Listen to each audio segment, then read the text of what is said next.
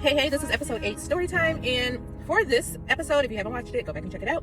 We were just talking more about like why it's okay to not formally assign like titles as a new business owner or starting up your new business, and just really focus on like what task you want carried out.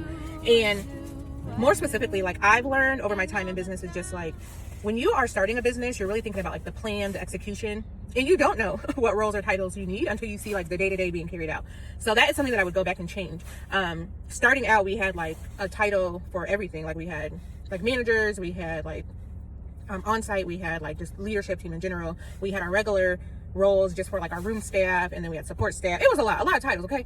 So what I learned is just there's some great strengths amongst even like my assistants. So to actually start my business with like these big titles, brand new, and I hadn't seen some of these people's skill set, it was like eye-opening to me to be like, wow, that person would actually be really good. And we actually did that. We had one of our employees who was an assistant, and just kind of looking at her and how she handled kids, and just looking at like how punctual she was, how reliable she was, how calm she was, her demeanor.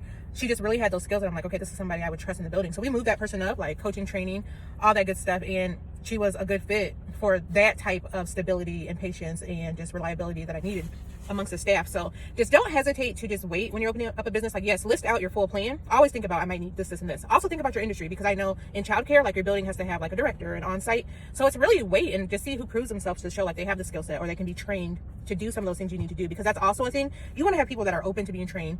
I will say in all the roles that I've done, like I've always just been shoved a job description and they're like, okay, go handle it. Like I have not had a work experience where I feel like I've had a full on onboarding experience, and I just know for me, I can actually do that. But I also have to be mindful that, you know, a lot of my employees might not be able to, or they come from different settings where they just haven't had to carry out those things being asked. So just really observe, take that time to observe like your whole crew, what they're doing, where their strengths are, how they show up, then start making those decisions and just move on. Like, yeah, I might want to put that person in this role now.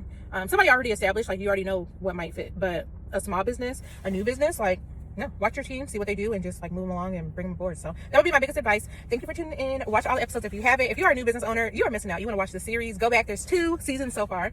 I'm going to be wrapping up season 2 here shortly, but season 3 is already in the works. I already got this all figured out. So I'm your go-to if you want to talk about business, if you want to talk about growth, because I'm doing it literally from experience. So this is no textbook, this is experience. So thank you to everyone that has joined along. Continue to like, share, follow, check out my page, look at all my TikTok shop items, because that's what I'm on here for as well. And you have a great day.